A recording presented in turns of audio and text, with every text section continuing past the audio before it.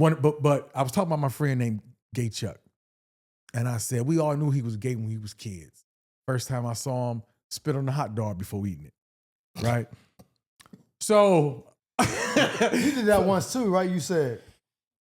Oh, what? Get the fuck out.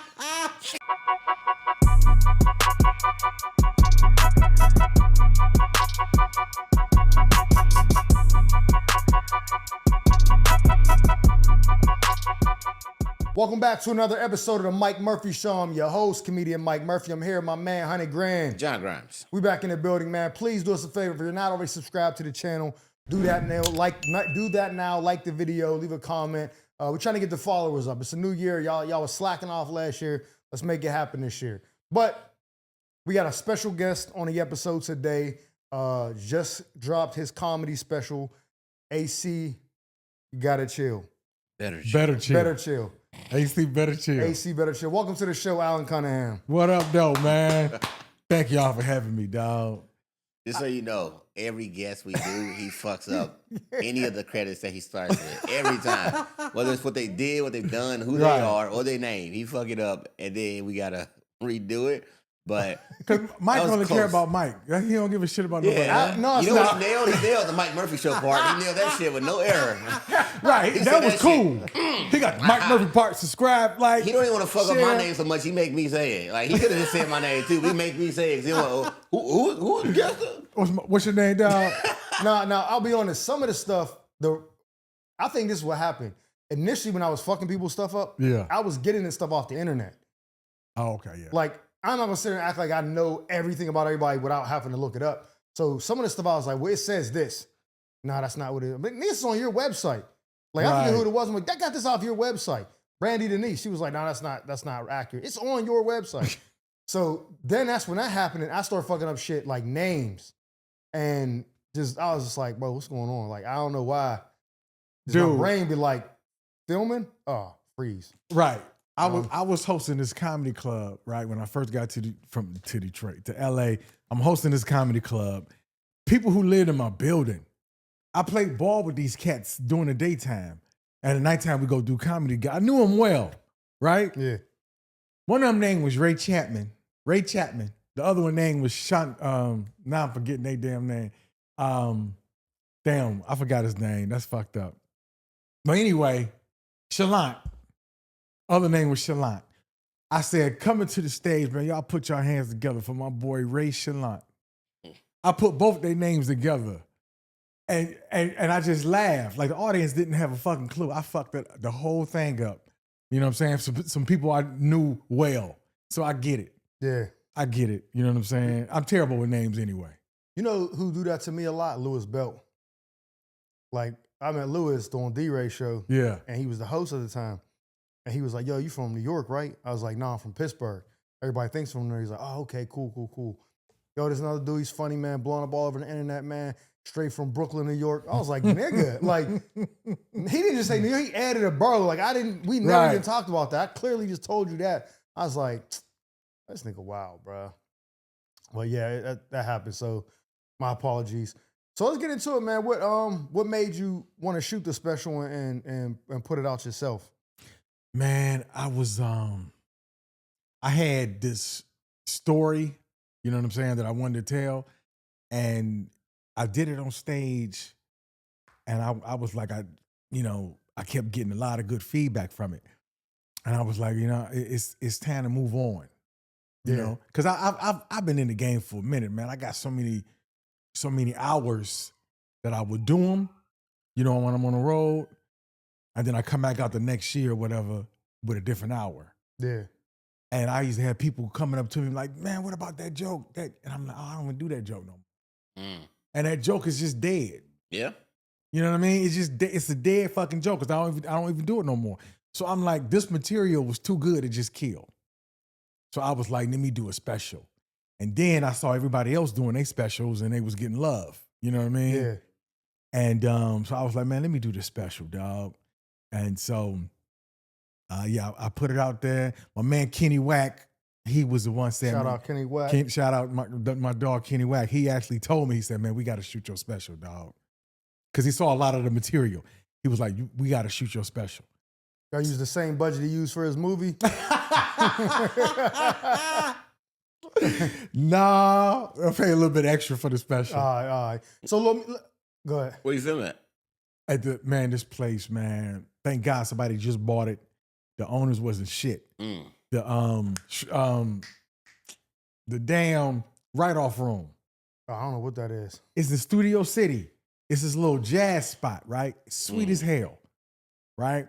And the dude who owned the equipment, the lights and the cameras, Yeah. I decided not to use him. He would have made an extra $1,500 if I'd have used him. Yeah. But he mount his cameras in the ceiling. So it'd be the down shot. You know what I mean? So I'm like, I don't want that shit. So I brought in my own crew and my man showed up. He wasn't even working that night, but he showed up and he was so mad because I brought in my own crew. He didn't make that extra money. He started a fight with me. I shouldn't let you rent the club out. Da, da, da, da. If you go 1 minute over, that's $500 extra. And I'm like, the audience is walking in, right? And they seeing this white dude yelling at me. So I have decisions to make, right? You know what I'm saying? I could lose it, whoop his ass, mess up my show, or just, what I did, I was like, listen, man, can we talk about this later? I got like 2 hours to perform. Can we talk about this later? And he walked away, and then I turned and it was celebrities right here too. And I was like, man, what the? And I saw him on the other side of the room smirking like I fucked his night up. And he left. And my boy told me, he said, you told me you got 2 hours of sleep last night, right? I said, yeah. He said, he just gave you some energy. And he did. I went in the back, sent the opener out, and I came out. That's how quick it was minutes before the show. Damn. Minutes before the show. So the owner hit me up after the joint, and the owner was like, are you satisfied, this and that? I said, no, I'm not satisfied. Your manager had a huge fight with me, this and that. So I said, y'all need to run some of their money back. I paid you a lot of money for my man to do that. And so she said, he's not one of our employees. I said, bitch, he the manager. He has an extension. When you call the club, it's hit 103 for Ron. That was his extension, bitch. What you mean he don't work there? Yeah, fuck Ron, man. Right. Yeah, dog. So, fuck that nigga Ron, man, son. I wanted to knock his fucking head off, dude. So you did one take? I did. Now, we do 2 shows that night. Okay. Did 2 shows that night. So I did the first show, and then after the first show, I kind of rushed it. Yeah. Because my man was on me. So after the show, my wife was at the first one. She was like, oh my God, baby, that's her first time seeing me do an hour. Okay. And she was like, she was, so happy or whatever. And I told her what my man said. If I go 1 minute over, I owe them $500 extra dollars. She said, fuck that nigga. I give you $500 right now. And when she said that, I said, all right, there it is. So the next show, I took my time and I was able to, you know what I'm saying? Because her mindset, what she told me put me in a better mindset. Yeah, it makes sense. You know what I'm saying? It made me like, nigga, relax. It shifted your perspective. Yep. And it was like, what you doing is bigger than exactly that bullshit he's talking fuck about. That $500, like $500, like you creating greatness right now. It's going to be worth way more than $500. Exactly. So don't let that threat of a dollar amount get you off your artistic route. Yep. So that's a solid support system right there. Yeah, dog. And it takes because I thought about that shit. Right? My boy told me the exact same thing after my wife told me. My boy told me the exact same thing. And having the wrong woman in your corner can fuck up everything. So Ryan Coogler just did his acceptance speech for Sinners. I think Golden Globes maybe. Yeah. And he was like giving his wife props. He was like back in whatever, he was like, we was getting together, we didn't know what to do.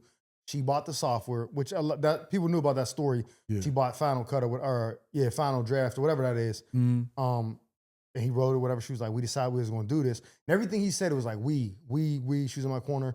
And you could tell he was like getting teared up, and she was like smiling, like, he was like, so she's by my side. And I commented in the comments, and I was like, a wise man once told me, like, the person you choose to marry could either sink you or uplift you. You know what I'm Yep. saying? Like, or it could hold you down Yeah. like an anchor, or it could keep you grounded. Like this, I need this person. But that's the most important investment you can make in your life, Dude. is the person you marry, because the one way or the other, it's either good. It's really no gray zone. Yep. It's either good or bad. You know what I mean? And then like he just said, like the 500, you're like, fuck the 500. I'm doing something bigger. Every single time I've done something in my life where I try to penny pinch or cut a corner, it always come back to even be way more than that. Yep. If I'd have just done it right the first time. My granddad used to tell me when I was a kid, he'd be like, the long way's the short way is the long way. Damn. And I used to be like, what are you talking about? Like, the short way's the short way. And he was like, you'll get it one day. And I thought, it's like, yo, my mom told me, yo, do it right the first time. You don't got to do it again. Right. Clean my room, try to throw stuff under the bed, all this. Now I done going back 3-4 times when I could have been done 2 hours ago, been outside playing. So you just spend the money like, oh, if I go over, fuck it, I go over, because I can't get this moment back. Exactly. So Exactly. And then, like you said, having the right person, dude, is important. That's why I got to stop cheating. No, I'm bullshit. That's real. I'm messing with it. Held that 2 extra seconds. That'd been a great clip. Like, they cut to us with serious faces. Like, no, I agree, brother. You should stop. Today's the last day. You should cut it out. You Nah, should cut it out. Last day. kind of fucking nigga is you to be. After I just I'm gave you this. inspired to stop cheating. You know what? Yeah, bro. You know what, Grammy? You should listen to him. We should all stop cheating. PSA. So, how long you been doing comedy for? Oh, dude, I'm damn near. I'm 20 plus in. All right, so let me ask you this. I thought about this today as one of the questions to ask you. I have my opinion on it, but I'm not going to say it. I'm going to ask you what yours is, and Grammy, you can give me yours, and I'll tell you mine. Back in the day when specials came out, even if you go back to like Pryor, Eddie, Martin, all those, the only people who got specials were people who were like, basically like million followers in our generation. You know what I'm saying? Like, they were somebody. Everybody doesn't have a special or whatever, because ultimately there was a system. They were making a name. Yeah. Picking who, oh, this person, we're going to put him on Chris Rock, we're going to Martin, all those. But also, I don't remember any of those specials from Carlin, none of them that were ever like, they put this out, they were always good. I never seen one that was like horrible.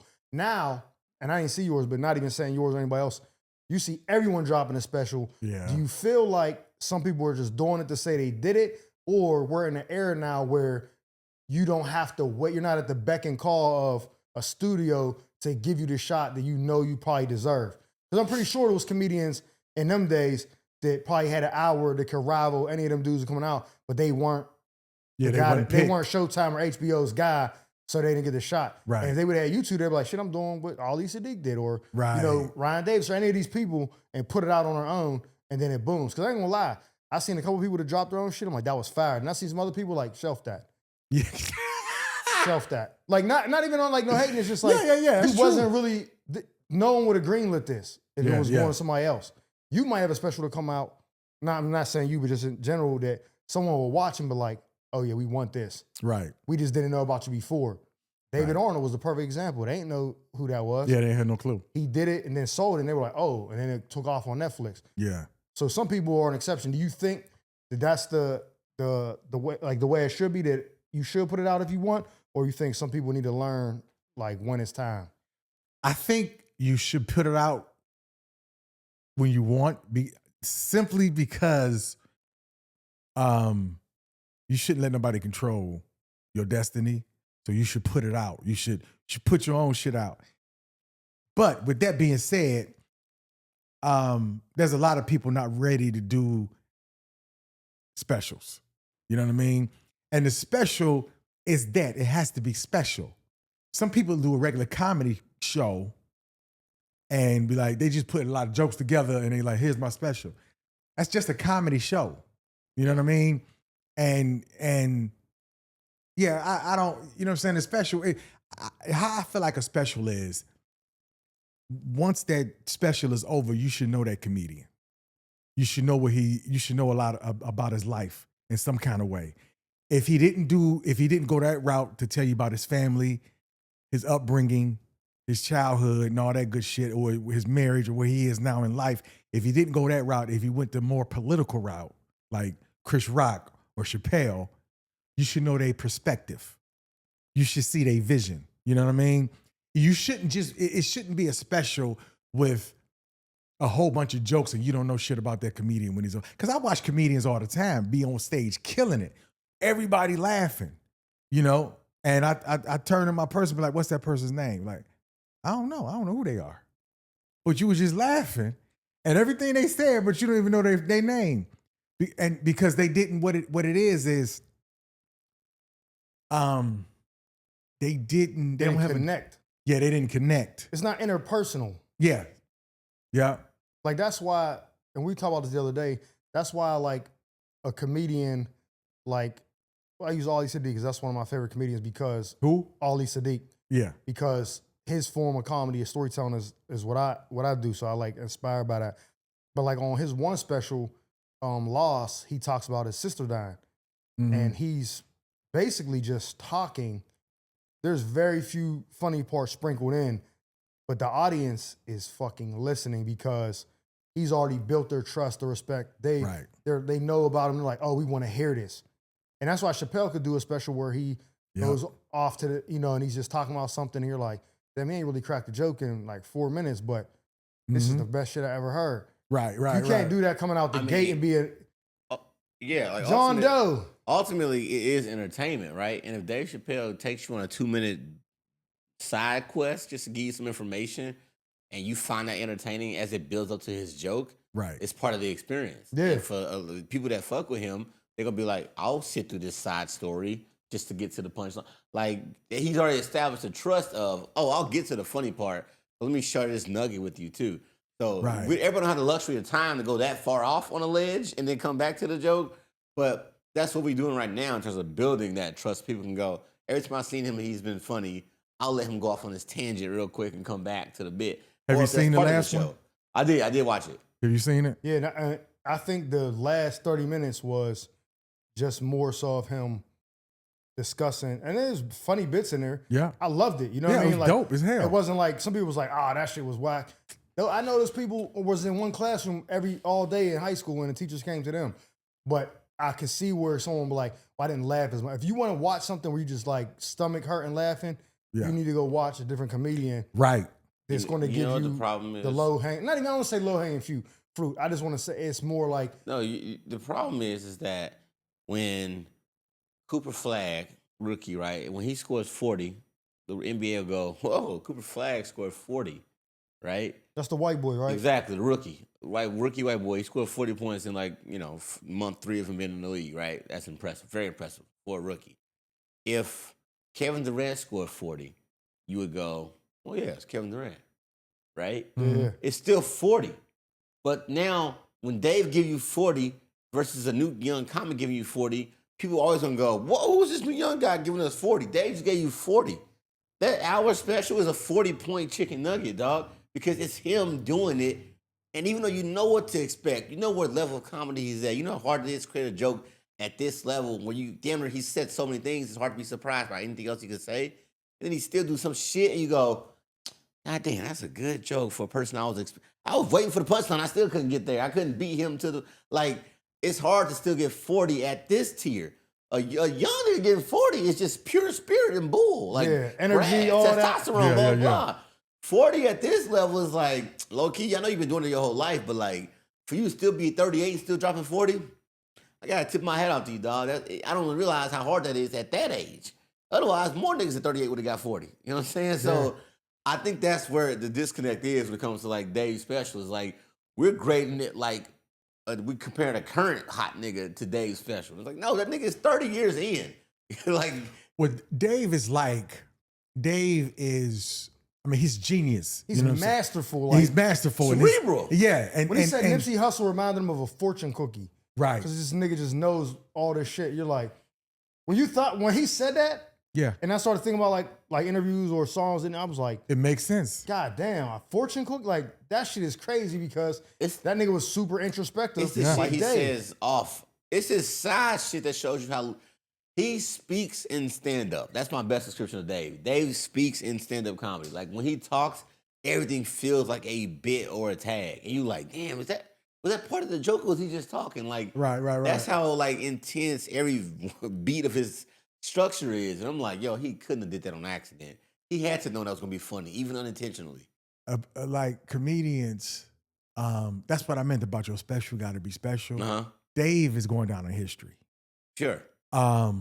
You take a comedian who get on stage and say 1,000 funny ass jokes, but there's no meat. They're not going down in history. You're not. Like you said, I've seen some comics kill on stage. Mark Curry, you know Mark Curry, Yeah, right? Y'all know I just Mark watched Curry. him last week. Funny. Yeah. Mark Curry is a beast. He's funny as hell. So funny. He's not going down in history. Unfortunately, he's not. Yeah. Nobody's gonna bring up his name if he don't drop a special or something. I mean, I'm saying if you look at his body of work, it's already he's funny as hell. But nobody's bringing his name up in that category. They're calling him Hang with Mr. Cooper. Valid. They bring hanging with Mr. Cooper. He's a comedic legend. But he's a comedian. Comedian. But stand-up comedy, they don't revere him up there. They don't revere him. Hilarious on but he stage. is a beast on stage. Hilarious. But he's not going down in history. Chappelle's going down in history. You take it's a comedian special. If you a good example is you take Delirious. Yeah. Right? You can sit here or Raw, you can sit here and recite Delirious and Raw, and you ain't seen this shit in 30 years. Oh, yeah. You know what I'm saying? Ice cream. Yep. Like my boy was telling me, he used to be a comedian, he's not a comedian anymore. He said, I don't know why they keep calling Eddie Murphy the GOAT. Mike Epps' special, when he did in Detroit, was funnier than Eddie Murphy. I said, okay. I said, name one joke that Mike Epps did in that special in Detroit. He said, the dude with the short arm, he was singing. I said, what was the dude's name? He didn't know. I said, name another joke. He couldn't tell me. I said, you saw that special 2 weeks ago. I saw Raw 30 years ago, and I could sit right here and perform the whole fucking show because it's stuck to your ribs. I'm not taking shit away from Mike. He's a beast. Yeah. But I'm saying there's different styles of comedy. It's different styles, and also Mike's special in Detroit, he was just funny. Levels of specials too. Yeah, like that's like what Eddie did, especially at that age for Sneeze. Oh my God. Like under 30 doing these types of specials that's asinine, bro. So like when Raw is what made me say I'm leaving college to go do stand up. I watched that shit and said, what the fuck? Yeah. Like that was the first time I watched that shit. Dexter St. John hit me in the face so hard. I said, this is stand up. This is amazing. He took you through a whole story. Yep. And you forget that it was about how your girl was unsatisfied and she was getting her get back. You forget that was the point of the joke, how you was already cheating and being ain't shit. But one day your girl gonna get you back. You like, damn, you ain't lying about that. You know how many girls go to Jamaica? You know how many girls go to islands? How Stella got her groove back came out after Raw. Like, nigga rappers started quoting Eddie Murphy, Jigga Man, why you treat me like animal? Like when it wasn't me. Every rapper, it's songs from Eddie Murphy. Oh, it wasn't me. It wasn't me. Forgot about that. It wasn't me. When your art crosses over into life, it wasn't me. Exactly. You know, I didn't even think about that. Oh, shit, that's a hit song. There was other stuff that in Eddie's stand up. There was other songs too. I can't think of them right now. But there was other songs that came out from his stand up. That's what I'm saying. Like his shit is so legendary. Yeah. Here's your boy, right? You said, he said, why they call Eddie the GOAT? That's equivalent to when you hear people like these anybody born from like 2000. Yeah. Especially like 2010 and up. You know what I mean? They say Jay-Z can't do no verses with, then he be like, oh, they're viewing Jay-Z and Chappelle the same way. So when he says, Mike Epps was da-da-da, that's like saying NBA YoungBoy's better than, you're like, okay. It's recency bias, right? Like you know who's hot right now and you equate that to the feelings you have. And depending on what stage you are in life, you feel really good about your life and you connect it to a song. Like some people always joke that niggas will play music in the era that they felt the best they were in their own life. Like if you thought you was the coldest nigga ever in 2007, you gonna play a lot of fucking Lil Flip or some T.I. from back then, Big Della. You don't realize Soulja Boy, your favorite era, because that's when you was that nigga. And so you like, you know, that music right there, nigga, that was me. And it's sentimental. That's why there's attachment to it. You know what I'm saying? So like we don't realize that like they like NBA YoungBoy because right now they feeling themselves and NBA YoungBoy is getting them right on the way to where they headed. Yeah, like they ran it crazy too, man. Exactly. And they was playing NBA YoungBoy on the way. So they're like, Jay-Z can never get me hyped for this. It's the connection. But if they get about 20 years from now, they gonna try to quote that shit and be like, "Oh, that shit ass. I'm tripping." Like they rap that shit. If somebody say, "Yo, what's your favorite comedy special?" Right? Yeah. And he was like, "Oh," and you say Raw or Delirious, right? Well, I tell them all the time, I didn't even see those until I was in my 30s. Right. So when it comes to like my favorite comedian, I understand it. Pryor and Eddie are legendary, but that doesn't resonate with me because I didn't grow up on them like I did Chappelle. Well, you don't want to say you didn't care for Raw or Delirious? Like you think they were that funny? No, I said the first one doesn't hold the same weight now as the second one.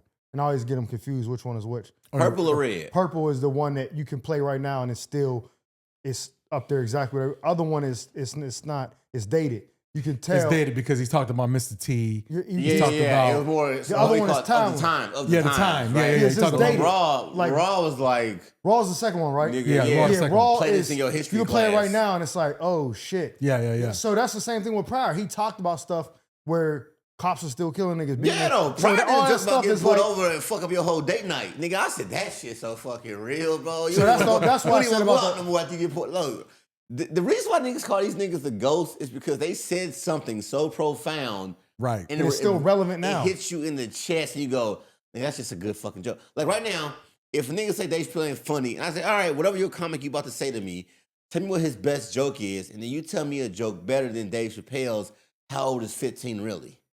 That's my favorite. If your joke is better than that joke, Man, I'll go, come on, all man. right, I'll hear you out then. That's my But favorite joke from him all time. Joke, but How old is 15 How old is really? 15 really? just beat that one first, then I'll give you the rest of my other Chappelle jokes. But if you beat that one, you get past that one, I got some more for you. But that one, on its own, Hey, see, nigga, that special, I told Grammy this, I swear to God. structure, set up, everything. When I met Chappelle, I told him this story. And I was like, yo, I got a story about you kind of like saved my life a little bit, but I'll tell you another day. He was like, nah, nigga, tell me now. Like, I got time. And I was like, you sure? Because he was like, nah, fuck that. Clear out. Hey, let's go. I'm like, I bet. Was at the Laugh Factory. I said, when I was in Iraq, 2005, I got there December of 2005. But the months before that, maybe like October, I had met this dude he was in the army. I didn't know him. I met him with somebody else. We went to his barracks room. He has, for what it's worth, on DVR. Remember you could DVR shit? Yeah. I don't got it now. I don't got cable now, so I don't know if you can still do it. You used to be able to record shit. I was like, what is this? And we watched like 10 minutes. I'm like, oh, what is this? He was like, oh, Chappelle.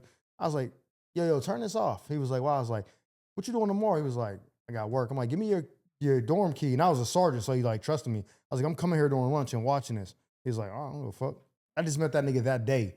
Oh shit. Like with somebody else. But there's the military, so yeah. If me and him in the same, like, oh, that's my boy. Oh, I'm with you then.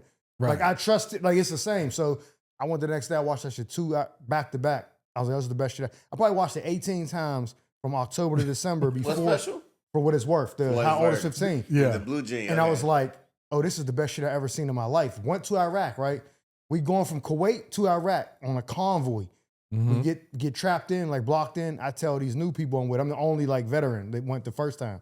I'm like, yo, y'all, I give them all their assignments, don't leave. I'm gonna go clear these dudes out, keep an eye on me. They're like, oh, okay, cool. I get out, they detonate a bomb, it blows me up. The blast. Like, I don't get hit with the shrapnel. I land on my back. I look up, the Humvee takes off. I'm like, oh, niggas ain't about to have me on Al Jazeera's. Pull out my rifle and just start just lighting shit up. Yeah. Next thing you know, Humvee come back. Woo, woo, woo, woo, woo, 50 cal letting off. I get in there. The fuck is wrong with y'all? Screaming. Now I'm like my mind is, you know what I mean? Yeah. We get to the rendezvous point, which is a base. They like, yo, go get something to eat, relax. I go to the PX, which is like Walmart or Best Buy, whatever. Go into the PX and I see the For What It's Worth DVD. I buy 2 of them because remember the CD books? You put the CDs? Well, sand would get back there. So it would like, your CDs and DVDs would get ruined by the end of the year because the sand would scratch them. So I bought 2, one I didn't even open, mailed it back home and I bought a DVD player, portable DVD player, and watched that shit. And when I was done, I was like, all right, I'm ready to get back out. Like cleared my mind. And I went right back out there was thinking about that shit, I probably would have been distracted. We got into another firefight like 10 minutes after we left the base and we lit this shit up. But I was like clear-minded. And I was like, it was only because of your special brought me back down to like, man, life is good. He was like, word. I was like, I ain't no bullshit, bro. He was like, damn. He was like, the best moment of my comedy career off of stage was that. And he was like, damn, but that special was until Sticks and Stones came out, I was like, that is the best special I've ever seen in my life. Damn. Yo, man, I don't know. I think that comedy it's in a good spot right now. And to answer your question, I guess because that was what you originally started with. I do believe you should be able to drop whatever the fuck you want. I think that we probably missed out on some great comedians in the last 30 years because Yeah. they were like, oh, if HBO ain't gonna pick me up or if Showtime ain't picking me up, anybody gonna see my shit. Imagine if a nigga in the '88 was like, man, fuck y'all. I recorded myself and like, you know, But put it out on what? on nigga like a DVD and hustle this shit like Master P did. Who knows? Like, we don't know what you could have done back then if somebody was not ambitious enough to try it. But now with all these mediums, even if like YouTube came out of what, 2002? 6. 6? So any comic Maybe the end of 05, but it was 6 is when any it. comic in the last 20 years that could have done that, right? Been like, fuck this. I'm just gonna drop my shit on YouTube. I'm gonna keep dropping it until people find out about it. Who knows? We might have found out about it later, but his shit have been on that shit. So I think, and to couple that with Red Fox just kept dropping albums after albums after albums. That's the equivalent of a special back then. Yeah. He just kept making fucking albums, right? So I think you should be able to drop whatever you want.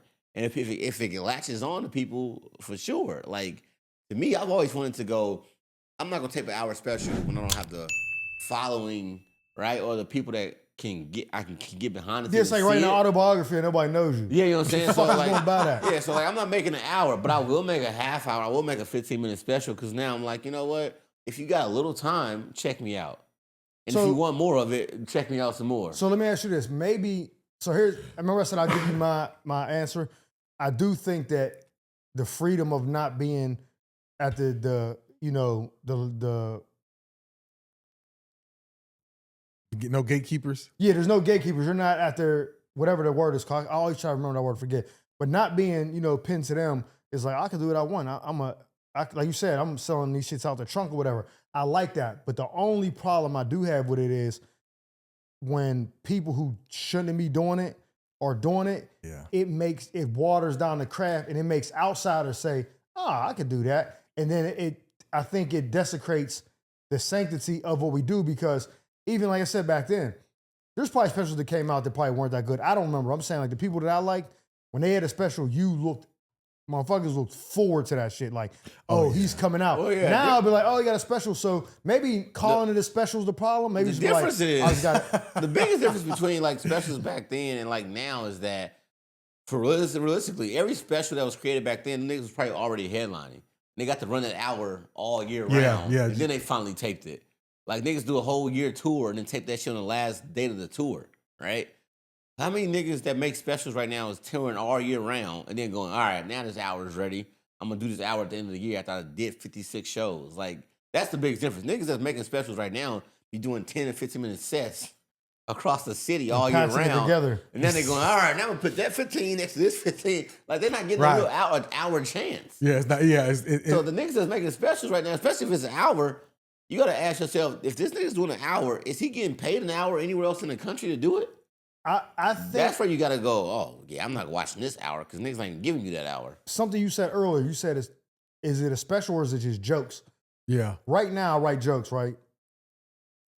I did it subconsciously, it wasn't like I got a thought process, but the amount of jokes I got right now, once I get them tight and everything, they kind of flow where it's like, it will be like 30 minutes of like, there's continuity to this. It's not just like me jumping, you know what I mean? There are bits, but like there's a lane, you know what I'm saying? And I didn't know that I was just doing the jokes, you know what I mean? Some people just have, this joke. You put it all together, you're like, what did you name that special? Like, Right. you know what I mean? Like, there's no theme to it. What is your favorite joke of your own, but this special or not, that you like, you know what, dog, this shit should have been the Millie of my era. Like, I should have got a million followers off this fucking joke. Because there's some jokes that's a two-part question. One, what's your favorite joke? And what's the joke that you say, I got to stop doing this, like a forbidden joke that you thought was still funny, and it's like... It's bombing. It's not bombing. It might be inappropriate. It might be the times might have changed. It might have been something that you thought was hilarious and just didn't get the love it deserved. But first one is, what's your own favorite joke? And the second one is, if you have one, just like, I had to stop doing that shit because, the Me Too era, everything changed. Everybody got sensitive or something like that. Like an inappropriate joke that you think is still hilarious. So, Okay. part one. It's hard to say my favorite joke because it basically is every new joke that's working. I know, right? Yeah, so, That's you know real. what I'm saying? That's real. That's the real shit. When your shit work, you go, this, I love this. I love this shit. on my special, Mm-hmm. I had I had a few moments. My best moments on my special. I was talking about this gay dude I grew up with. We called him Gay Chuck. And I said I knew he was gay when we was kids. I'm a storyteller too. So I'm telling all these stories. Mm-hmm. And they just happen to go together. Right. And the one story flows into the other Please, one. yes. I start off, my special is like this. It's start off with current life. I had my son, you know, and I got married. Then I shoot down to the 80s because I talk about how things are different than when it was with him. So they PC now. We wasn't PC in the 80s. So I talk about this shit right here. I'm down here in the 80s for a while. Then I shoot back up to current life, and then I end it right here. So it's a story. It's like a movie. When you watch a special, it's been described as a movie. That's what people describe it. Well constructed. Yeah. So it was well thought out. And people was telling me, they said, nigga, this is a special. Because it has a theme. It's a reason you're doing this. Yeah. And it's you telling the story, and they feel like they know me after the fact. Perfect. But I was talking about my friend named Gay Chuck. And I said, we all knew he was gay when he was kids. First time I saw him, spit on the hot dog before eating it. Right? So You did that once too, right? You said. Oh, what? Get the fuck out. Continue. He spit on the hot dog once. This nigga out of nowhere trying Italian sausage, one or the to other. do a pause moment out of nowhere. Let him cook, bro. So I say that, right, in the special. I'm around 15, 20 minutes in. I say that. Maybe like 15 minutes later, I talk about how a woman got offended over a joke that I said. And I say, you know, she got triggered. And I was like, you getting triggered, that's not my problem. That's not, you know what I'm saying? You deal with your triggers. Yeah. Like we all got triggers. Like I got a cousin that got shot at 7-Eleven. I don't get emotional every time I see a motherfucker with a Slurpee. And then I act like I'm crying. I'm like, man, get that Slurpee away from me, man. They shot my cousin. And then I said, you got the hot dog too? You better not spit on it. And the audience loses it. You know what I'm saying? So that was one of my favorite moments on the special. Awesome. The fact that I brought something up, Yep. and the audience, when I said to spit on it, you cut to the audience, they laughing like like they never heard this shit happen. And then later on, I cut to them back after I say, you better not spit on it. Actually, I posted that set. I posted a clip about that today on my Instagram. Just the clip. It's a couple of seconds. And I say, you better not spit on it. And then it shows the audience. And the audience are in tears. Right? And I'm only like maybe 30 minutes in. Perfect. Something like that. So I got a lot of like good, like I got a lot of proud moments in that special. That's dope. That I want, you know what I'm saying? I want people to watch it. Yeah. I don't want to spoil it, but I want y'all go ahead and watch it. That's good. That's the perfect thing to say. And sidebar, for any comedy fans out there or comics out there, a special has to have a callback. I don't know. Yes. Maybe that's just me, but I feel that is a requirement. I don't know how you making a special without a single callback. I think every hour should have a callback. There should be something in that set that made you go, oh yeah. Like there's an aha moment for everybody in the room. So I'm glad without even seeing the special yet, there is a callback in there that lets the audience know that was there that night with you. Dude. He with us. Yeah. They was, We locked in with him. I didn't even realize it. My wife told me, right? Because I said, this is her first time seeing me. Yeah. And she's a therapist, so she's analytical. Uh-huh. I had about 4 or 5 callbacks. Nice. And she broke it down how she was like, you did this because your father, and then you let your mother win right here, and then that's why you said this. And I'm like, I don't know. I'm just having fun. Like, you know what I'm saying? Like, I don't. She's looking at analytical. Breakdowns are crazy. They really be studying. Yeah, they be art. studying this shit. And I told her, I said, you got to stop because I don't want you to get in my head. Mm-hmm. And because you giving me the formula. Because I don't know the formula. I go in blindly, right? Yeah. And because I go in blindly, I'm having fun. But if you give me the formula, then I know what I'm doing. Yep. All she's doing is looking at your race footage and being like, oh, turn too fast here. You're like, well, that's just what it felt like. Exactly. You're doing it off of feelings. She's looking at it objectively. Yep. From like you said, like a Analytical. standpoint. Yeah, she's looking at the notes. Like a player, like you like, Brady, why did you make that throw? You're like, well, I felt I just threw it. And they're like, I well. threw him open. Yeah. We throw them open in comedy. We throw you You exactly. open. You know what I'm saying? So I don't want to be on stage. Or you brought up Brady. I want to be on the football field thinking about. I gotta throw the slant. Gotta throw the slant. Gotta throw the slant. Oh, I can't throw the slant because it don't add up. You The didn't break numbers ain't it. right. You didn't break it. Like, no. Hey. You gotta be present. I gotta be present. You gotta feel it. And I can't sit there and some of the jokes on my special I made up the night before in the shower. That's the realest. That's crazy. Yes, because the fact that you took that risk, nigga. 78% of my material comes from me being in the shower. Dude, the shower, it clears your damn mind. Boy, there's something about that water just going and nothing else to do. And then I'm distracting myself with a physical activity. Yeah. Then my brain goes, you know what would be funny? And I'm like, my girl bought me a waterproof sticky notepad that was stuck on the wall in the shower. I would have so many ideas in the shower. Get out of the shower. You know, I don't know what it is. It's called the door theory. When you walk through a door and you forget what the fuck you was thinking about. Like how you go to the kitchen and go, what did I come in here for? Yeah. So I walk out of the bathroom and go, I just had a million funny thoughts in the shower. And then she'd be like, well, where are they? And I'll go, fuck! And then I gotta run back into the shower to go think about what the fuck it was. And she was like, okay, I put a notepad in the shower. Just write it down in the shower. Nigga, my best jokes came from the shower. Writing it down on that little notepad in the shower and just coming back in and going, that's that support system. Mine is you have to have a person that gets you. Yeah. My thought, I work the best when I'm going to sleep, like starting to lay down, or when I'm waking up and I'm up, but I'm not like the covers still over me and I'm just like, I don't know what that is. I come up with some of the best shit and I'm like, oh, I gotta do this. But in the shower, I play music and shit. His best shit does not come. His best shit comes when he happens to be talking to other comedians.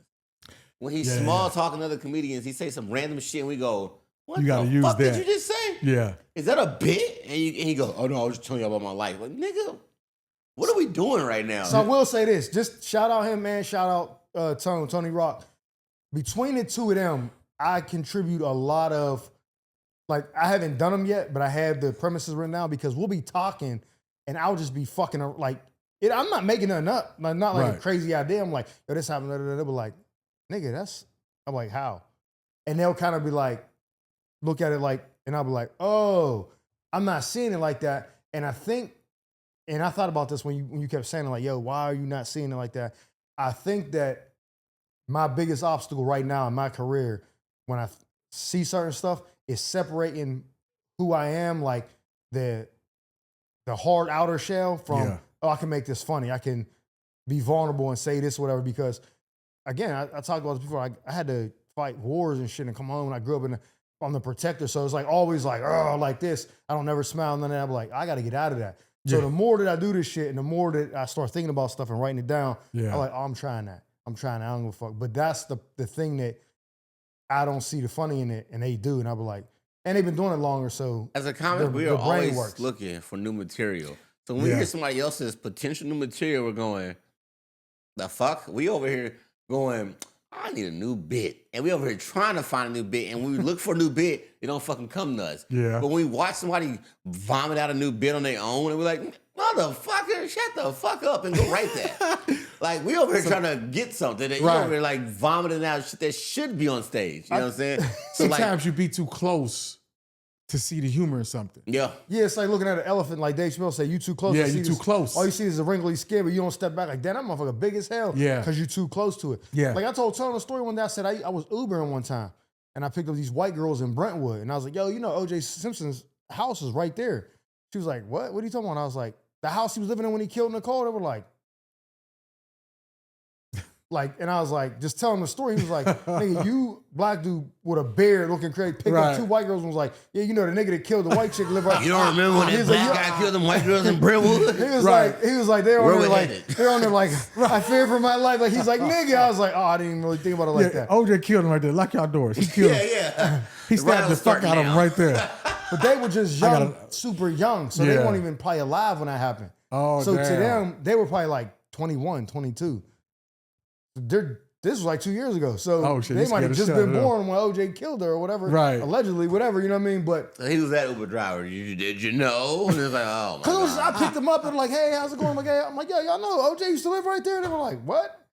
And they were completely like, I thought they were gonna be like, I know, right? Like, I thought that was the response I was getting. They were like, because when you buy a house, it has to tell you if it was a murder in the last 5 years. But if you buy OJ house, somebody won't fucking know that's. Was it the house like next door or something? Nah, so they demolished years ago the actual house OJ lived in. Oh wow! They built another house there, but that's just not the same house. But I know what it is because when I first moved out here, I did the tourist thing.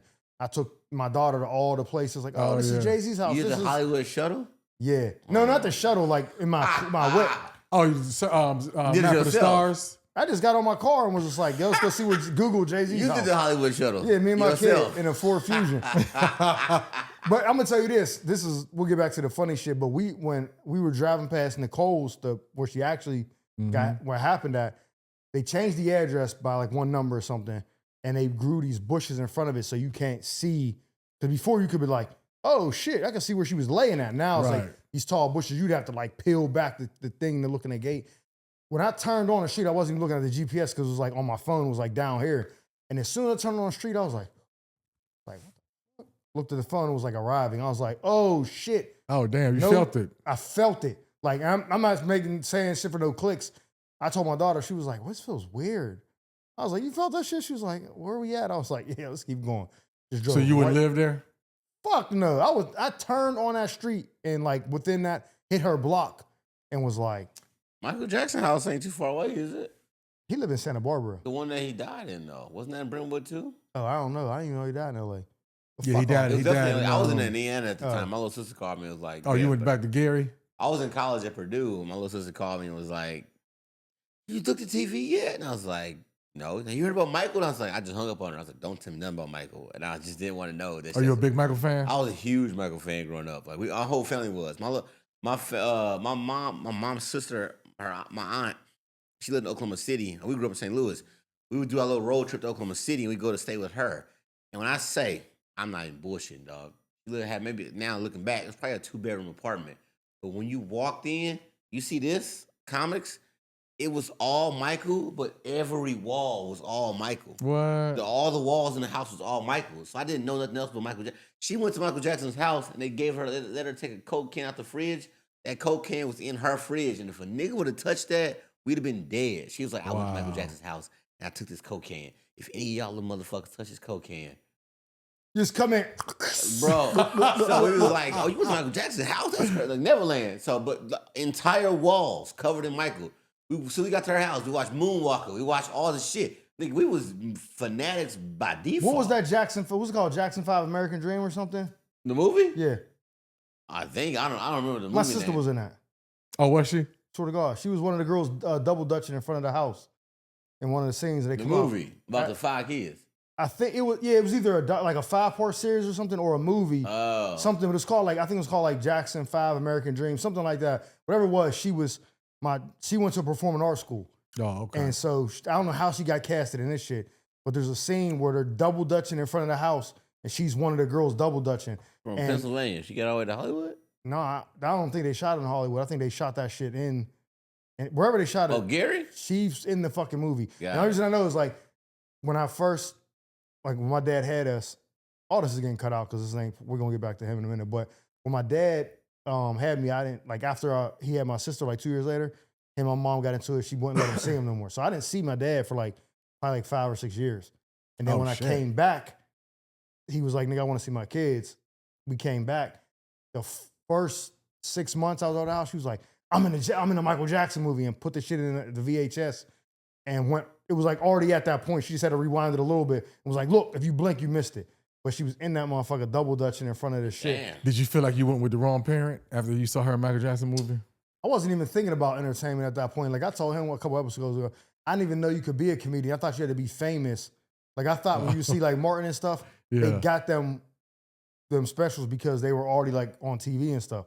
Like I didn't know, you know what I mean? Like I said, we talked about it before, but yeah. So I know you do like cruise ships. I seen you on your website. You do colleges, banquets, all kind of shit. I even seen a review. Somebody was like, he did our some ceremony or something. It was like giving you rave reviews. Oh yeah. About I got fired off of cruise ships. I don't do those no more. Oh, for real? Yeah, I got last year sometime. I seen. I think you told me about that on Quake's What house. does it take to get fired up? But before you answer A that, joke? Oh, I thought it was like something else. Like you beat somebody up on a boat and they stuck with you for 4 days. oh, it's because you told a joke. So I was gonna ask you, like, you do all that. You've been doing it for a while. Were you ever somebody's feature, or now do you go out on with somebody, or you just do just your own shows? I was never really a feature for somebody. Not consistently, you know what I'm saying? It was somebody took me out as a feature, and I told them, I said, I'm gonna work clean. So, you know what I'm saying, you can do your, you know what I'm saying? They're like, no, do you. And I was like, nigga, please. So I went up there and did clean. They were a clean comedian? No, it wasn't clean. They just wasn't strong. Oh, okay. So I was like, no. So I did clean because I didn't want to put them in this upstage them. Yeah. And it ended up happening anyway, but I didn't want to put them out there like that. Yeah. Actually, Earthquake is the only one who we did a show together, and he the one who told me, he said, man, go do you. He said, do you 100%. Just do, kill him. Yeah, he's not worried about you. He's not worried about it. Like, because I can't follow him. Yeah, he's a beast, and he knows who he is. Yeah. So, because they are black comedians. I talked to comedy club owners, right? And comedy clubs owners told me, they said, they are black comedians. It's in their contract, a black comedian cannot open for me. Yep. Or I was about to say the name, but I ain't gonna do it. No, it's not just one. It's not just but one, I know bro. one. It's a bigger real name. thing, bro. Yeah, like, it's the real thing. They'll fire your ass after the first show too. Sometimes. Yep. Like, If you they don't want to work. Scenarios that they don't want to work. We be fucking each other over more than, like, not more than, but we do that shit, we equal it out. Where we're like, yo, we could really help each other out. It's like, nah, nigga. Like, yeah. And they think that we stepping on toes, but I always tell people, like, yo, a funny joke is a funny joke. If you got a funny joke and the person behind you falls to another funny joke about the same topic, it's still funny. Like, there shouldn't be nothing that makes you go, oh, like, I just, unless you killing. That's the only time you get uncomfortable. Like, this motherfucker killing. I don't know if my joke hit that hard. That's when you get uncomfortable about a person in front of you. But other than that, like, we should not have been blockading each other. Do you know how much these white comics help each other? White comics out. Yeah, they do. These niggas will take these. I have seen the place where the headliner wasn't as strong as the feature. Uh-huh. And the headliner had to work. Or I've seen people get up and walk out while the headliner was on stage. And I've seen people walk by and tell the feature, you funnier than a headliner. I've enjoyed you more. Yeah, all that kind of shit. Yeah. You should have closed. You should have went last. I've seen that at like shows where it's like out here where it's like 4 or 5 comics. Yeah. It ain't really a headliner, but they kind of tend to put the person with the bigger name or the seniority at the end. And then people are like, shit, you should have been the one at the end. Like, I've heard that, but not like so-and-so's coming to town for 5 shows. And they're like, hey, John Doe, you should have been the headline. I never seen that, no shit like that. Well, the thing is, when you have, when you are on the road as a comedian, they paying to see you as a headliner. They paying to see this headliner, right? So now you have, which this goes back to the original question that messes up the game about being saturated. You have people who do Instagram clips or YouTube clips, and now they want to be a comedian. So they sell out all these tickets. So like sketch comedy. Sketch comedy, yeah. And they sell out all these tickets. And so everybody was like, oh man, you was funny as hell in them sketches. I gotta go see him. They think he's a stand-up because he's funny on sketches. He's just not leaving any money on the table. Yep. Because he's like, if I could sell out imagine this, right? You sell tickets for $50 a pop because when they got them following like that, you can start off right there. Yeah, you killing the game. Even more. Just say 50. You go to a place to hold 300. I don't know what that is. What's that? 1,500? I mean, 15,000. Yeah. 15,000 a show, and you do not some more than 15,000. Well, you said $50 a ticket. Yeah, 15,000 Yeah. a show. Yeah, 15,000. Oh yeah, and you do 5 shows. What's that? 75,000. 75,000. Yeah. If you keep the whole door, it's crazy. Yeah. So they're Plus like, merch. you think I could be doing this, and then make another 4 bands and merch and have a $80,000-$85,000 weekend, and I'm not going to do that? Yeah. So Yeah. that's why they're doing it. That's why they're doing it. Yeah. And so what it is, what they should do, which they don't know yet, and then they probably got an ego, but what they should do Yeah. is go to a comedy club I was say, I don't know exactly what to say. and grab a few comedians who you think is funny as hell. Be like, listen, dude, I'm about to go on tour. I'm going to host. People coming to see me anyway. I'm going to host. I'm gonna keep coming back out. I'm going to keep coming back out. They going to see me. You going to come out and do your 15 minutes. You come out and do your 15 minutes. And 2 other dudes come out and do their 15 minutes. I do 15 minutes up front. I'm fucking around, crowd work. How y'all doing? Y'all remember this sketch? He can even show a sketch. People happy to see you. You don't got to do shit. And you collecting all the money, and I'm paying everybody a little bit of something. Yeah, they're gonna take a little bit of something. They can take a little bit of something. Tour is touring. That Yeah. shit, they got 40 days. They Yeah. like, fuck yeah, we gonna go with you wherever Exactly. you wanna go. And- That's how they should do the shit. And honestly, it's like this, right? If you're a purist, like where you love this, you don't want nobody writing for you. And I mean, when I say writing for you, I mean like writing your whole, you might just be like, man, I got into it with my girl. Oh, I got a bid for that. That's what I'm talking about. Not like, oh, I said this and like, yo, you should add this. That's everyone does that. You know what I mean? tags. Right. That's tags. But I'm talking like if you're not a purist where you're a sketch dude, you're funny, but you don't do stand-up, why don't you just hire someone who's nice, but probably won't ever be a headliner for whatever reason. Whether they're not marketable, whether they're not, whatever it is, maybe their content is never will be mainstream enough. Whatever the case may be, you pay them Yeah. and you know you could make, you know what I'm saying, 85, 90,000 a weekend, and you like, yo, I'll pay you $5,000 a week to write for me. Hey, there it is. Who said they're not? They're doing it. These comics that's doing it. They're paying already. Yeah, so I'm saying like Comics. These celebrities are popular people that are doing. They have to pay for the structure. They don't got the structure already. yeah, so you pay somebody $5,000 to write because you don't care. It's not like You're not paying. it's like a rapper who's like someone like Diddy. He don't care. He don't give a damn who If write the if shit. somebody write for As him, long as it product. sounds He good. just want I to want the make the finished best song. product, He's like, yeah. this shit is fire. I had a number 1 hit. He don't care. But someone like Biggie or Jay's like, you're not writing for me because Right. I'm an MC. Kanye too. Yeah, so Yeah. Kanye don't care, but it's like us. We like, nah, I'm good. Yeah. Because I know this. You're just like, I don't want to lose the money, so let me just pay this nigga because there's no integrity to it. It's just entertainment. Yeah, it's entertainment. You know what? You're right. To tell somebody, be like, dude, I can give you 10,000 if you give me an hour. Write me an hour, I'll give you 10 grand. Write me 45 minutes, I'll give you Yeah. 10 grand. You know what I'm saying? And it'd be like, okay, cool. How soon do you need it? My first date is in 3 months. Oh, Cool. Give me 5 things, 6 things that you want me to talk. 10K sound low. Yep. That's what I'm saying. Like, there's a company. I got tour with you, my boy. I gotta make more than 10K. Right. Fuck that. There's a company though who, the comedian Michael Yo, yeah. he told me about this years ago. He said there's a company that you can pay 6,000 and they write you a special.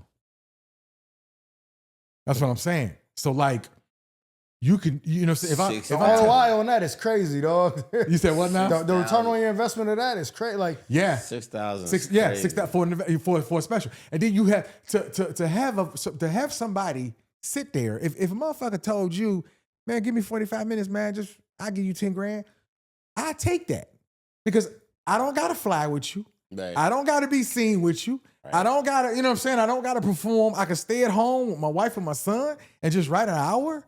You know what I'm saying? And now they got Chat GPT. Them motherfuckers probably getting jokes off of that. I'm gonna You know tell what you. I'm I'm gonna tell you the fault. I heard people talking about that, so I took one of my jokes that I know like works like start to finish, Yeah. and I had it filmed, like I recorded it, and I took the transcript of it, put it on Chat GPT, and was like, "How could you make this better?" They made a joke worse. Like it just sounded like some bullshit. I was like, see, this ain't. I thought like, well, maybe it'll give me like an idea. Not even like I'm using her thing. Like maybe it'll open up a perspective that I didn't see. Like, oh, what about this? Yeah. Like maybe like tags. It was horrible. It was like, oh, I think ChatGPT. I think you got to have like the $100 a month joint, and you got to talk to it like daily. It got to know you. Yeah, it got to know you. Yeah. For it to even be halfway. halfway. I mean, it has to have learned your activity and behavioral. Yeah, tendencies. so I don't think that's. I don't fear that as being like someone art, coming out with like Eddie or Dave or you know what I mean quality material they from can make rap songs. They ChatGPT. ain't gonna make no stand up. I mean, can I play something for y'all? This is crazy as hell. This is crazy. Is it copywritten? No, I'm saying because like no, it's not music. Oh, okay. It's not music. I was my boy has a Tesla, and I was in my boy Tesla, and he has a in the Tesla, it's like the AI. It talks to you. You just have a conversation, right? A regular conversation. Like Siri, yeah. Yeah, exactly. But you just have a regular conversation. So I asked. First of all, I asked AI. Tell me about. I'm about to just play it for y'all. Let me turn it up. She talk about. Hold on. Did you hear what I said? Mm-hmm. I said, let me tell you. I said, tell me about that comedian. Allan Cunningham from Detroit. Hi, my bad for the stutter earlier, but you talking about Allan Cunningham, that Detroit-bred savage, straight D-town fire, grew up in the worst spots, public schools beating his ass, bullied heavy but flipped it all into comedy gold. 3 big brothers had his back, but trouble was calling his name daily. Now he out in LA, touring the globe, dropping that raw, edgy shit about life, family fuckery, and blog stories that hit like a brick. Just hit us with his first special, AC Better Chill, on YouTube June 18th. Full hour of unfiltered heat, got you wheezing while nodding facts. Nigga writes books too. Nigga writes books. Yeah, she said nigga write books too. Wait, her presentation was better than yours. That's crazy. Got the special name I right and swear to everything. God, when she said a special right, I was about to look at this nigga like, don't fucking do it. Dude, she kept going. First of all, I'm like, hold on. How you know I got 3 older brothers? Yeah, that's. I ain't gonna hold you. That scared me. The AI responses are hella flattering. That- I read my own. I said, "Bitch, wait a minute. Can I copy this?" Did it give her a better beard in there? Bro, this shit was just very complimentary. I said, "Well, when you say it like that, yeah, I do take the raw life and turn it into." I'm like, yes, I do address that shit. It was very impressive, bro. I was it I might kind start of sending emails. This shit, they articulate yourself in a way that, I guess you can say, middle America can understand and swallow and palate, you know? And it's like, no, it really feels like because we can sell ourselves to our people, but like they put that shit in a way to make it sound like you pitching it to Hollywood. Or you pitching it to like a boardroom. Yeah, like you hire your agent or you hired a white woman. That was a white woman. Yeah, it was a white woman. How a white woman to say that shit? To go to Netflix and be like, yeah, you want this savage motherfucker from Detroit? It literally feels like that. She knew shit about me. I was sitting there like, what the fuck? She knew all kind of shit. I was like stuff. Like it's like she knew me. She just started yelling shit at me. You know, just 3 older brothers, bullied in high school, bullied in school. I was like, how does this bitch know all of this shit? Well, because you wrote that. You said been bullied a lot, lost few fights. That's on your website. But if you transcribe a set, they read my sets. Like, what are you? Oh shit, bully. I said that bully a lot. You said bullied a lot in school, but lost few fights or something. But basically, like, they bullied me a lot, but I didn't get beat up a lot. Oh something shit, along those lines. So that's where she got that from. But I don't know I didn't see nothing about the brothers. This nigga AI too. Yeah, I talk about one of my brothers on the special.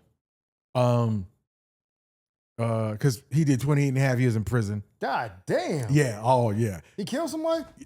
He's a murderer. It's all in the special. Like it's all in the special. Like when you gotta check it out, you're gonna be like, damn. I'm gonna watch this. I just didn't want to watch before this because then I would have just been talking about, and then you'd be like, nigga, they gonna see it. Wait, so time served, did he get out? Oh, he's out. He's out. Okay. He was this motherfucker, man. He was running with white boy Rick and him in Detroit. Man, he was. Well, you are from Detroit. I guess I gotta think about that. Like we should have started there. Like Detroit got some Well, here's the thing about cities that have like a crazy Crime record. crime rate or just Yeah. Poverty. cost of living, poverty, Yeah. like things like the comedy that comes from those cities usually are strong, like Cleveland, Detroit, St. Louis, Right. there's Chicago. Like there's certain cities where you From go, that pain. I know them niggas are gonna be funny because they live in a rough life, Uh-huh. and we gotta find the humor in the chaos. Yeah. So, do you think that humor was a thing that helped you guys cope through the struggles growing up, and that it just reflected in your career choice? Because to me, we found comedy in everything. We got evicted one day, and we was headed to the shelter, and we was putting our shit on the sidewalk, and one of our school bus drove by, and it was like, "Hey, y'all homeless?" And we just yelled back, "No, we having a yard sale." And like the bus was like, "Oh, okay." But then me and my family was like, I guess that'll work. But like, I'm thinking about that's crazy that we were thinking of comedy that fast and we Yeah. like just laugh this shit off. Life sucks, but it's still funny.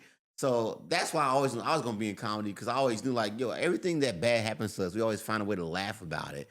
So like, I don't know if that was your experience too, but like when you grew up certain ways, you gotta find the funny. Dude, that's one thing about my wife, her being a therapist. She told me, she said, a lot of people who deal with trauma in their life, humor is an escape. Mm. So when you living in a fucked up situation and you can't see a way out, some people get depressed. Some people, turn to some kind of, substances, Yeah. whatever. And she said some people choose humor, or it chooses them. It's because either you laugh or you cry. It's Yeah, your choice. yeah, exactly. And because though I touched about it on my special. My childhood was fucked up. Watching my parents fight. Like straight up fist fight and shit. You know what I'm saying? And just living in that poverty. And just living like that. Father alcoholic, mother only know church. She tried to get her life. We on That sound welfare. like your family, nigga. that's the Black America. It's the 80s, 90s. My mom was on crack. She was on crack? Yeah, and I remember not knowing until I got arrested. Oh shit. Went to court, my dad showed up. I was like, nigga, what you doing here? Like, we had a relationship, but we weren't talking at the time. Yeah. He came to court. I was like, how the fuck do you even know I had court today? He was like, yeah, your mom's down bad. I was like, man, knock it off. Took me to the house. That was the first time I ever seen her. My uncle's name is JR, her younger brother. Yeah. And I came in the house like, Mom. She was like, huh? Hey, JR, let me get $20. Ooh. I was like, it's Michael. She was like, oh, whatever, motherfucker, just give me the money. And just nodded back off. I was like, oh, my mom's a crackhead. How old were you? 16. Damn. About to be 17. And I ain't gonna lie, there was signs. Yeah. Like when she started letting me sell drugs out of her house and being like, yo, I got 2 of my friends that come over. They want 40. Like when she started doing that, I should have been like, hold on, what the fuck is going on? Yeah. Because she was protecting me. My uncles were trying to catch me. And she'd be like, your uncles is coming to leave out the back. They're trying to follow you. Like I'd be busting moves and shit. And she would be like protecting me. And I never got it until I'm like, oh, this is what a crack. She's benefiting from me having the product in the house. So she's going to enable everything I'm doing because that's her access point. You talking about this on stage? No, so I was just about to say something. He's too close. He's too close to it right now. Listen. You tell the podcast, man. Don't tell the crowd. No, I am. So I thought about this after this weekend. And I was like, there's stuff that I think about all the time, and I just be like, that's crazy. But I'm like, let's go back. This is a call back onto the beginning of the episode. What about when they leave the stage? Do they know? Like you just said, you was telling your story. His mom is super in the church. Mm-hmm. This dude would be sending me merch all the time, sending us shirts, and it looked like the dude was on a cross. Right. It wasn't, but it looked like that. This nigga, I cannot wear this. My mom will kill me if she's seen this. You know what I'm saying? This shit on my back. Blasphemy. Sacrilegious, yeah, absolutely. I ain't get not me. And so I was like, oh, this is nigga. His story's the same. This is a common. So if I go on stage and start talking about these things, and I did it in San Diego, I talk about my dad was like R. Kelly before R. Kelly. He's 26. My mom was 15. Oh damn. And so I'm like, when they first started fucking around or whatever. And I told that on stage in San Diego because it was in the moment, fucking murder. That was something I never wanted to say on stage. And I just kind of riffed. Yeah. And figured it, kind of got the chunk of it. And motherfuckers was crying yo, that was really, I was like, yeah. They were like, oh shit. I was like, oh, he's dead now though. They're like, yeah. Like, did she kill him? I'm like, no. We're all living the same lives, man. Like even when he said that, he said, "Mom's extremely religious, dad was alcoholic. So everybody has a vice. Like for me, my dad was a gambler. So sometimes people, my aunties and uncles, are like, "Oh yeah, your daddy on the boat right now," and I'm like, "The boat." I know what the boat River was. boat. So I got much over. Yeah, St. Louis got a river. The boat, Yeah. the casinos are in the water because that's the legal thing, right? Yeah. They can't be on ground. So only when I got older, The I was Ozarks, like, nigga. yeah, like exactly the Ozarks. Yeah. So the Riverboat Casino, when I got older, I was like, oh, this dude was out there gambling. And you think to yourself like that, it has nothing to do with me, right? Like you're like, I'm never gonna gamble, blah, blah, blah.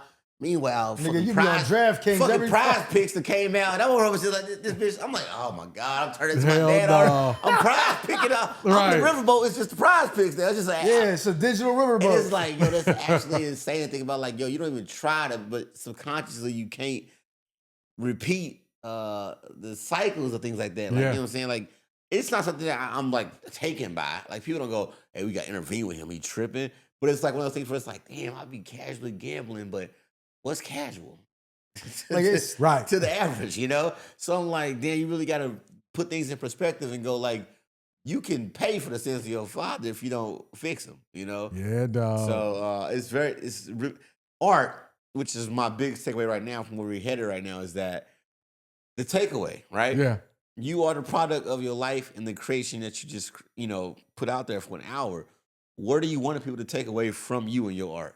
Dude, the reason why I asked you, do you talk about that on stage, is because I started talking about, I decided years ago to talk about my real life because I went through it for a reason and other people need to hear it because they could be going through it. You know what I'm saying? It could be a 12-year-old right now.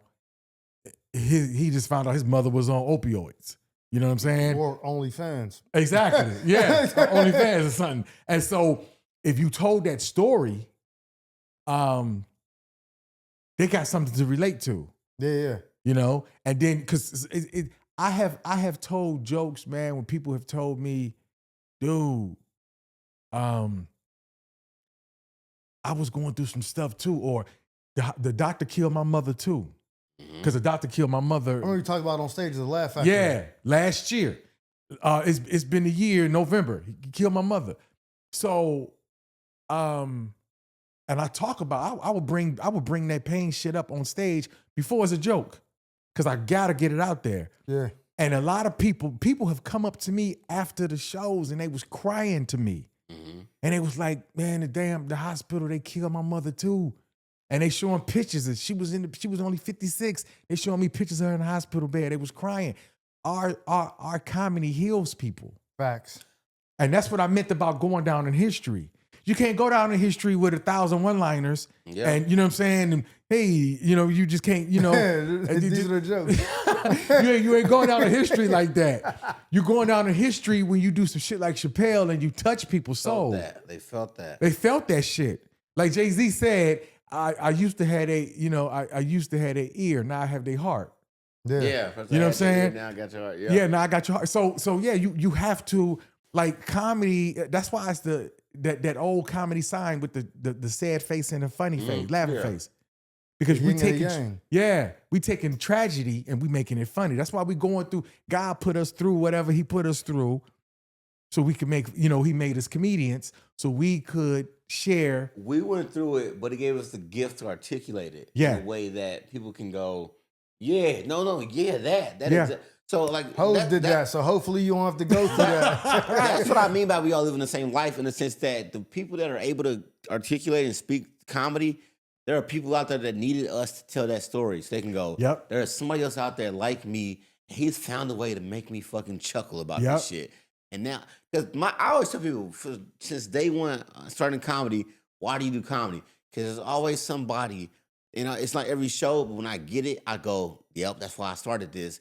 A person that walks up to me and goes, I needed that laugh. Yep. That quote right there always makes me reset back to, oh shit, that's why I signed up for this. Yep. Because I lived through something and I found a way to laugh through it. And I got to find out there are people out there who need a way to laugh through it too. So when I started, my funniest jokes, I don't give a fuck how much I write and how much I can talk about society and whatever, the hardest laughs I get is when I do a joke about my own life and something that I don't love about my own life. And I go, that shit hurt at some point in my life. Now I'm only able to talk about it now because I'm like, you know what? I did laugh about it at some point, and I found something funny about it. And now I got off stage, and it used to go from, hey man, you funny little guy, hey, good set little man, to hey, my man, right here, you. Nigga, when you said that one, ain't that him? That's him, right? Nigga, that shit. I was like, oh. When I started hearing that, I said, oh, that's God telling you, like, hey, That's man. what I'm saying. What you doing? You gonna waste time or you gonna make time? You know what I'm saying? So that's real. Man, there's jokes in my special. A lot of my jokes that I say on stage used to make me cry. Like the shit I've been through. Yeah. I've cried over some bullshit that I've been through in my life, and now I'm able to say it on stage. I did this show for it was all white people. This is the reason I got fired from the cruise ship. It was back to the callback.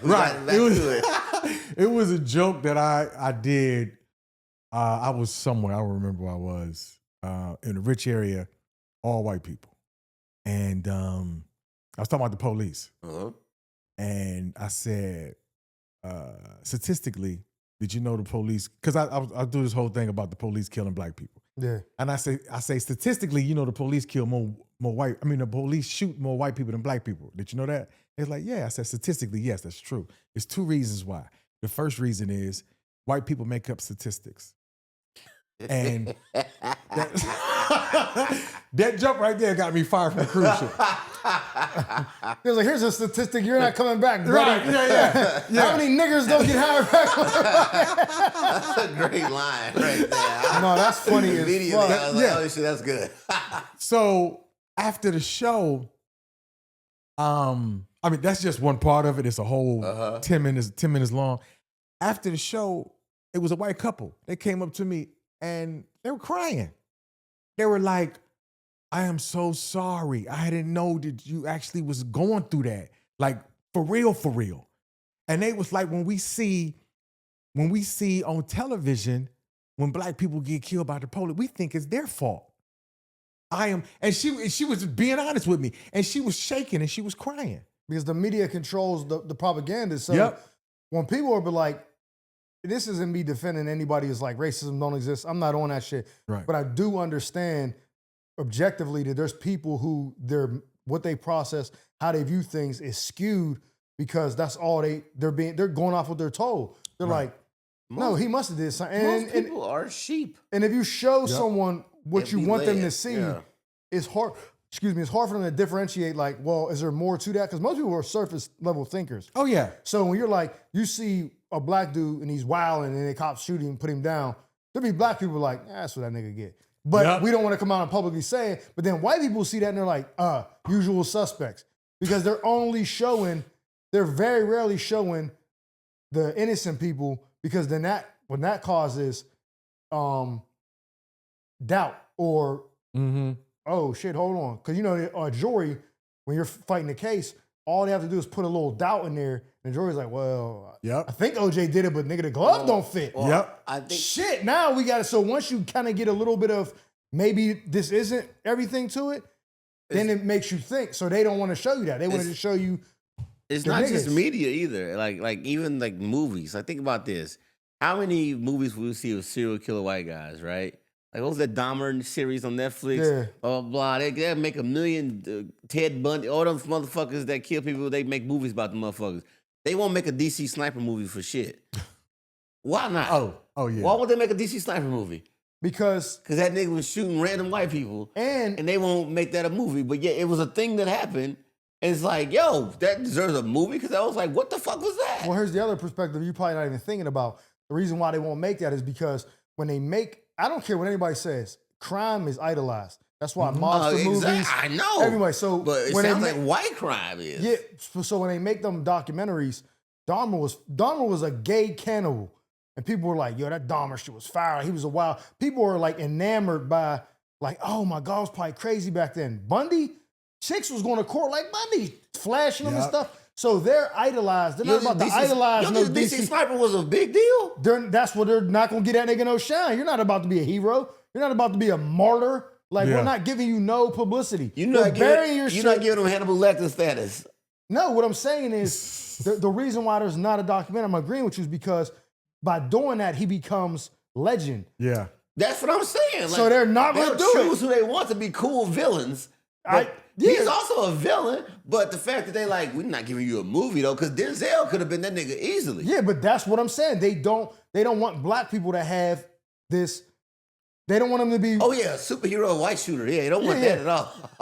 They want the cast by Denzel. Like you can't have Denzel walking around shit.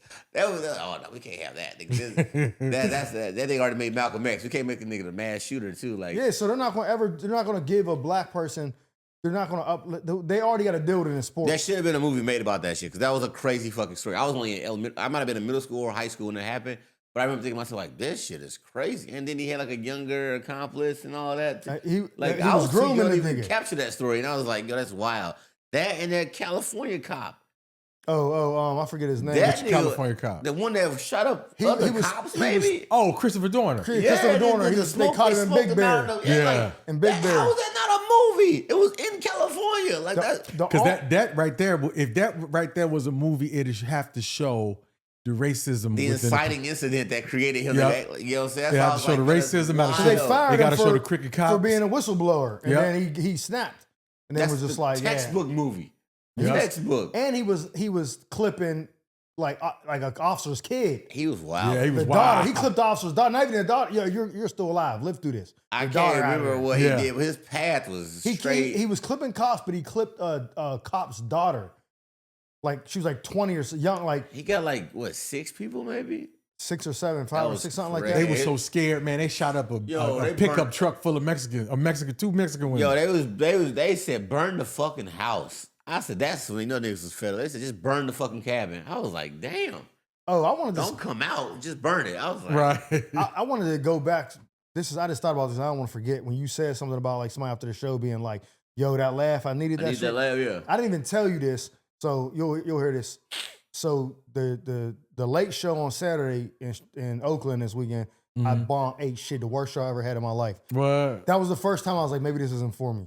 Like I didn't tell him that, I didn't tell no one that, but I was in my room and was like, I never want to experience that ever again in my life. Like maybe this isn't like I've never been that rattled in my life.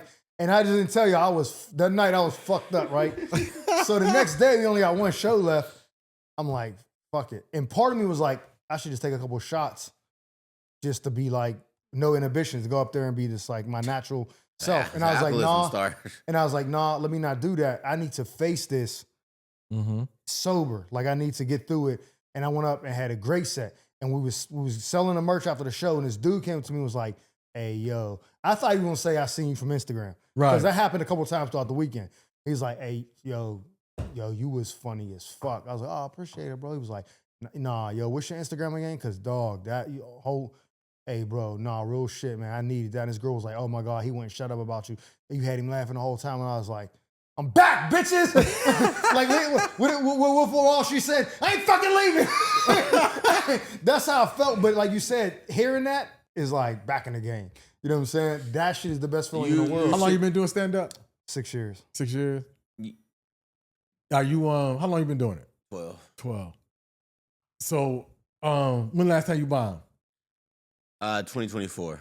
Raleigh, North Carolina. Raleigh Improv. North Carolina. I'll never fucking forget y'all. Never forget y'all.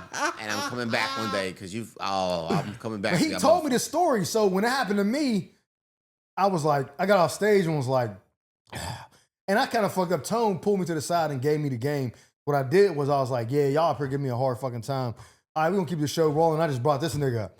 Hell no. And he was like, yeah, don't ever do that again. He wasn't like mad at me, but he was just like, at least try one, like to bring the energy back up. And then, you can't fix the rest of the set, but maybe you could just drop one more thing that's like kind of, and then you bring them up. But you was like, yeah, y'all giving me a hard time and shit. Yo, so this next guy is out of St. Louis. And I just brought him up and shit. How much more time you had? Probably like a minute. Okay. But I remember being like, where the fuck is the light at? Like thinking like, this is the longest ever. And he said he walked over because he thought the dude forgot to give me the light. Yeah. And he was like, yo. I would have hit them early. I was like, He was like, yeah, go ahead, dude. let's help brother out. I was like, thank God. That was the worst fucking feeling. But I was when he told me like, Oh, he's only at. I told him to give me a DJ 2-minute light. DJ like, every time he asked, what's time, nigga? I don't He know was where like, you know, he at, still got man. 30 more seconds. He was like, no, go ahead and light him. Hell no. But I need that because I was up there, like everything was just. But the worst part about it was, and I told him, is that I did that exact set the week before at the Laugh Factory in San Diego, and probably had the best set out of everybody tonight. Murdered. When I went up there, I'm like, yeah, and this. And he was like, I could tell that you were fucked up because you would say, I knew what you were expecting. And when they weren't laugh, you waited in for the laugh too long without moving on. He was like, and then this has got worse. It was getting worse. It was a snowball. He was like, it's getting crazy. It was snowballing. And I was like, fuck, I'm drowning. He was like, and then Look, they started opening up menus and shit. Waiter! How much is the cheesecake? Nigga. I started hearing food discussions. I said, all right, let's get the light off. Damn. I heard ice pouring in the back and shit. It was. I was like, bro. So what was your worst? What was your worst bomb, if you can remember, or when was the last time you bombed? I bomb all the time because It's part of the game. no It's part of bombing the like game. on material you know should work, not like trying some new shit. on material I knew should work. Oh, that's different. When I say I bomb all the time because I'm always trying new shit. Yeah. You know what I'm saying? So a lot of comedians don't consider that bombing because they like, man, you working out. But Workshopping, yeah. Yeah, I don't consider that bombing, but so be it. But no material. I rarely bomb on material I know that works because even if it doesn't work, I've been in the game for so long. I could just jump out of that material and just freestyle. okay. Just kick it. You know what I'm saying? Right. Because if if the audience not laughing at my jokes, they not connected with me. That's all it is. Yeah. There it is. So yeah. So if I'm doing my jokes and it's not working, it could be my timing is off or something that's off, but it's not connecting. So I'm like, okay, let me put this to the side and let me just Go into the room. where am I? I'm in Baltimore. Okay. Let me boom, talk about some shit and just get them right back. And then you can jump back into it if you want, or you could just flow with it. That is what crowd work was supposed to be intended for. Yeah. Crowd work was for, Get out of that shit. these jokes are great, but y'all not there with me yet. Let me get into the room real quick so I can get everybody on attention. Yep. Let me slap that ruler on the desk real quick so everybody can wake up and go, oh, this nigga funny, my bad. Or Yeah. the show started, my bad. Like, sometimes you gotta slap that fucking ruler so everybody wakes up. That is what crowd work is for. Yeah. The way it's being portrayed online right now is that crowd work is a necessary part of comedy, and it's not. It's Hold on. not. It's You not. just triggered the fuck out of me when you said slap the ruler, dog. I went to a Catholic school. Nigga. That motherfucker 36 inches. That motherfucker slap. They slapped it on the desk, but we used to get slapped with the ruler. So as soon as you said it, I was like, Bro, Damn. Spanky over here. All right. But no, I'm glad you said that because that young comics again, anybody watching this, crowd work or going into the room is a secondary option. Yeah. Primary is material, Mm-hmm. stage presence, command of the room with your voice. If the shit is not connecting just yet, then you can break that wall and go, hey, I'm present. I'm funny in real life. I got something for the man in the red hat on the second seat. Like, once you do that, the rest of the room is going to go, oh, he can see us. Oh, shit. Let's all tighten up. Everybody tighten up because you call somebody out. And once that's done, then you go, now that I got your attention, Right. let me take you back to these awesome fucking jokes I created for y'all. You know what I'm Right. saying? So it was never about crowd work to go, I'm going to jump into the crowd and then stay in the crowd forever. Yeah, that's if your goal is to, if your goal is to walk on stage and just do crowd work, then you basically disrespecting the art form. That's how I look at it. And the rest of the comedians that's on the show. Because you're talking to the audience, you're just making it an open field. And now open forum, and then you giving them I can talk now. Exactly. So that's when what they do. Yeah, that's what they do. So when another Emboldened, comedian yeah. go up with he has material, and then now you got an audience member, but how you feel about Chatty as fuck yeah, now. they just 'Cause chatty. Open the floodgates. Yeah, you just open the floodgates. And it's kind of like, what are you doing, dude? Now, it's different if you go on stage and how y'all doing? What up? Hey, my man, what you drinking? That's that you looking at something, and because something caught your attention. Yeah. And then you go into your material. Yeah. You You know what I'm saying? Like you did a little bit of crowd work. Crowd or work by design. By design, right. Yeah. You do Like you're little crowd feeding work. it to the bit, to the next. Yeah. Or you do crowd work and then your material, but you got material. Absolutely. You know what I'm saying? I have I've gone on stage many nights and winged it. But the difference is I'm not talking to the audience. I'm not interacting. I don't need you to interact. You're winging it with your thoughts and your, Exactly with my thoughts. your premises and Right. However, how I'm feeling. We don't need their words. Exactly. Yeah. I don't need your help. I could go on stage and I could look around the audience. Oh, they on the first date. I could just look and be like, oh, they on the first date. Talk about when I was on the first date. Absolutely. You know, without even talking to them. Absolutely. Without even acknowledging them. I just happened to glance. She got on the red skirt. Oh shit, I remember when Tasha had on the red skirt. So I was dating this girl, and now I'm just improvising. I'm just, you know, and I said, well, a lot of people come up to me and be like, was that off the top of your head? I'd be like, yeah, a lot of it was off the top of my head. But one of the worst bombs I ever had, right? One of the worst bombs I ever had. Good friend of mine, Eric Blake. Funny ass comedian. He called me up. He said, yo, I got this show for you, man. It's a funeral. I said, all right. He said, no, they cool. It's a funeral. It's in Compton. They're doing it in the backyard. Go down there, man. I got you. I needed the money. I said, all right. Didn't even ask too many questions.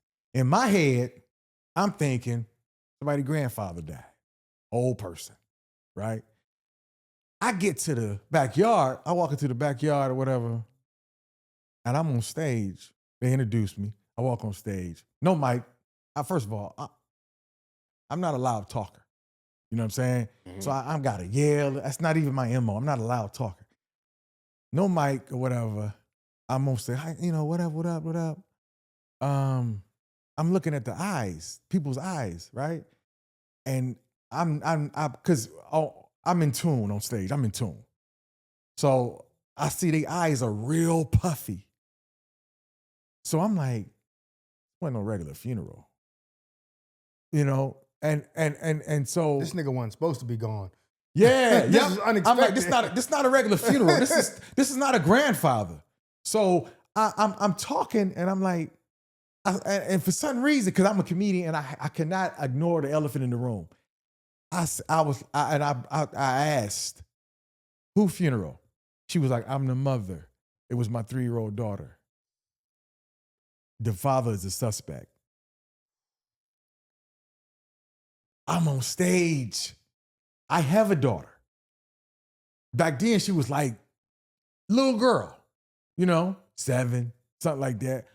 I'm on stage. I'm like,